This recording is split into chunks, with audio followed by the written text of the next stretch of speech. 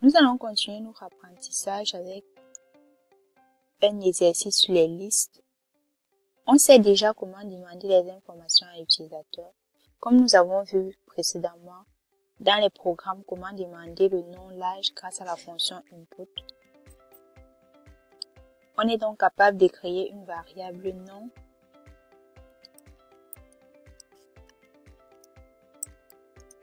égale input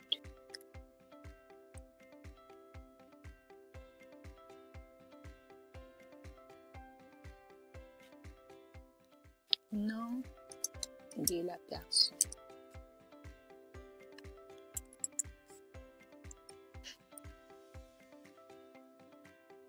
Et on peut faire un print pour afficher le nom. Print le nom R, 2 points,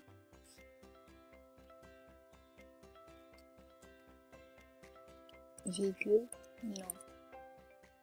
Et je lance mon programme. Non, je vais mettre Yann.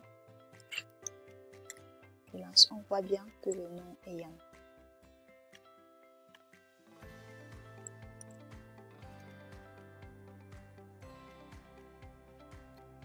Et maintenant, si on avait plusieurs personnes qu'on voulait afficher le nom, peut-être 3 personnes, on aurait dû faire un copier-coller comme ceci. Et ici, on va mettre 1, 2 et 3. Et à ce niveau, on va aussi faire un copier-coller.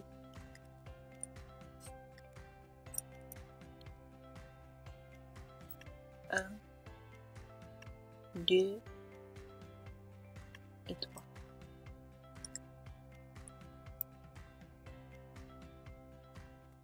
Et imaginez un peu si on avait peut-être 10 000 personnes, 10 000 personnes à afficher le nom ou bien à demander le nom. On sera obligé de recopier cela à chaque fois et cela devient pénible. Par contre, on pouvait par exemple faire une boucle for i in range de 3 par exemple 2 points et on copie ceci. On met à l'intérieur. Ici on aura nom et nom et on peut supprimer ceci. Mais si on fait ça, ça va nous afficher 3 personnes. Ça va nous demander le nom de 3 personnes et afficher les 3 personnes. Par contre, nous allons faire autrement grâce aux listes. Donc, je vais supprimer ceci.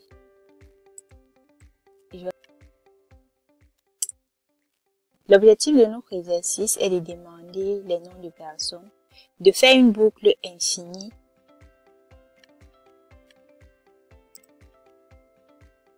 et de sortir de la boucle quand le nom est une chaîne de caractères vide et à la fin afficher la liste complète.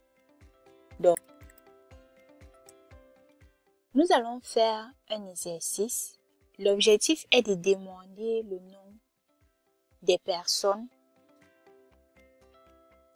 de faire une boucle infinie, mais de sortir lorsque le nom est égal à une chaîne de caractères vide.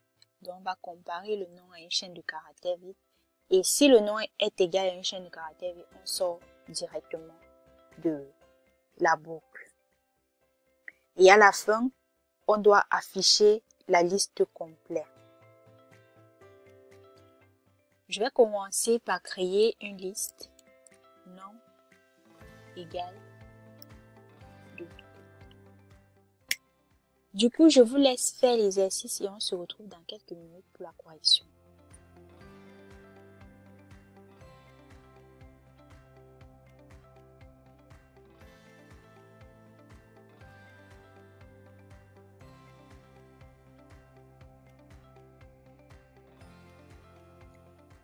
On démarre avec notre liste vide et on va demander à l'utilisateur d'entrer les différents noms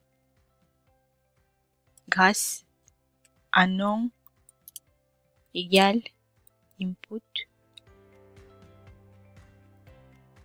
On va mettre nom de la personne. Deux points.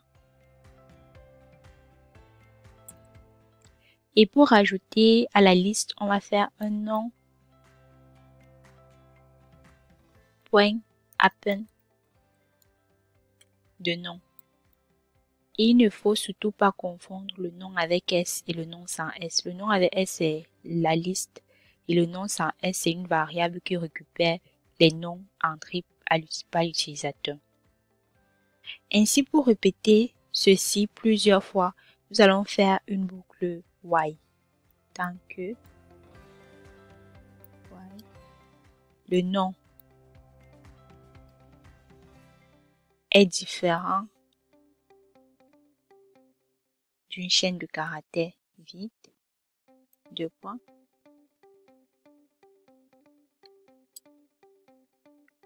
on fait ceci.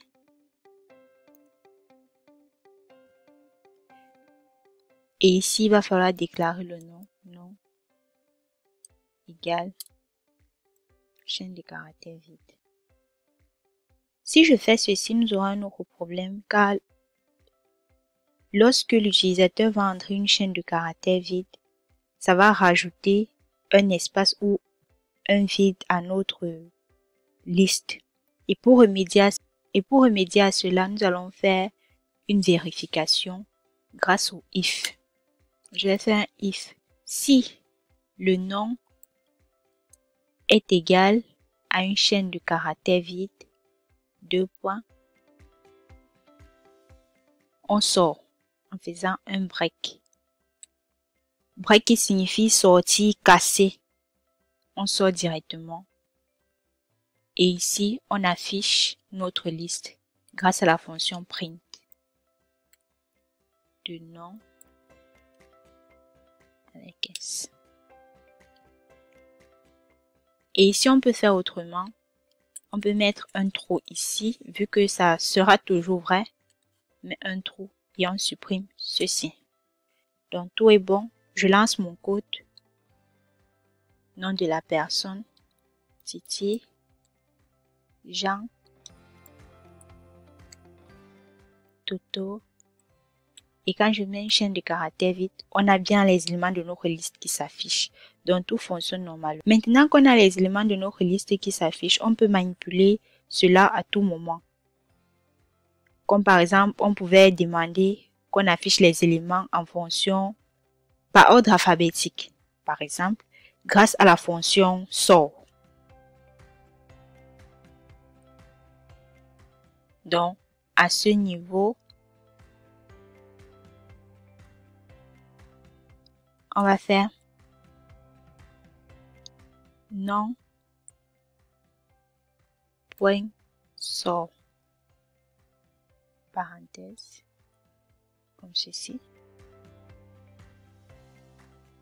Et il faut noter que avec la fonction sort, les majuscules sont prioritaires par rapport aux minuscules, c'est-à-dire de A à Z de majuscules, c'est prioritaire et de A à Z minuscules, ça passe en bas. Donc, on aura toujours la priorité sur les majuscules par rapport aux minuscules. Je vais améliorer notre programme en faisant un print ici là pour espacer, comme ça. Et après, je fais un print et j'écris le nom de la personne. R. Deux points. Je lance mon code.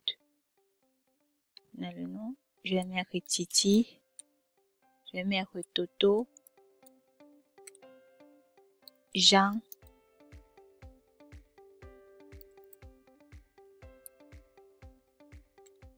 Marie.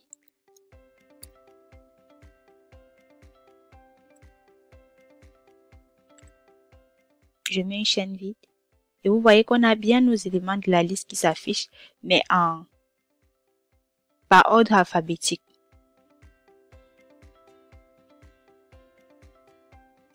Ici, je relance mon code et que je mets par exemple Aline. Je mets Ali, Toto, Titi. Je tape Entrée. On a bien tous nos éléments qui s'affichent de manière alphabétique et en fonction des priorités. On a dit tout à l'heure que la priorité c'était les majuscules, après les majuscules les minuscules, ainsi de suite. Donc c'est tout pour cette vidéo et on se retrouve pour la prochaine concernant un autre exercice sur la valeur la plus petite.